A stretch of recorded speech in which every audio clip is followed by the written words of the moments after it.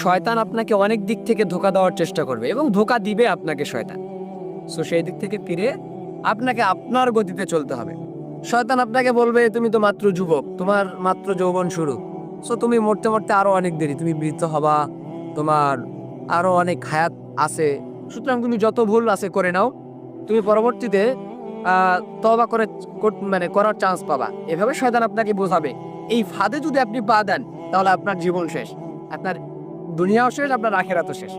এবং শয়তান আপনাকে বোঝাবে যে আপনার দ্বারা কোনো কিছুই সম্ভব না। তাহলে আপনি একটু চিন্তা করেন যে আপনার থেকে যে উচ্চ গতিতে আছে, উপরের গতিতে আছে, তাহলে তার দ্বারা কিভাবে সম্ভব হইল?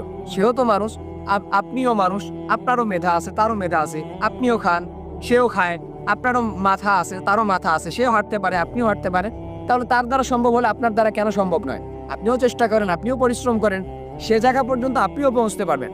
সো শয়তান আপনাকে চারদিক থেকে ধোঁকা দেওয়ার চেষ্টা করবে এবং শয়তান আপনাকে বলবে প্রচুর পরিমাণে সময় আছে, তুমি মানে বেখেয়ালি করতে থাকো, তুমি সময় নষ্ট করতে থাকো। শয়তান আপনাকে এভাবে বোঝাবে।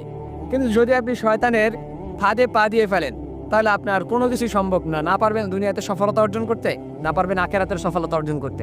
সো দুনিয়াও শেষ, আখেরাতেও শেষ।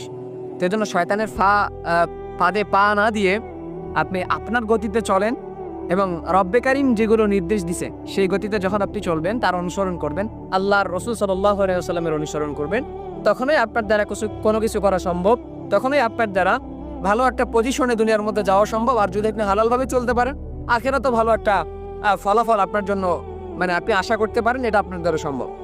সুতরাং শয়তানের ফাঁদে পা দিয়েন না এবং যত ধরনের মনে কুমন্ত্রণ আসবে সবগুলো থেকে বেঁচে থাকেন, ইনশাআল্লাহ আপনার দ্বারাই দুনিয়া এবং আখেরাতের সফলতা অর্জন করা সম্ভব।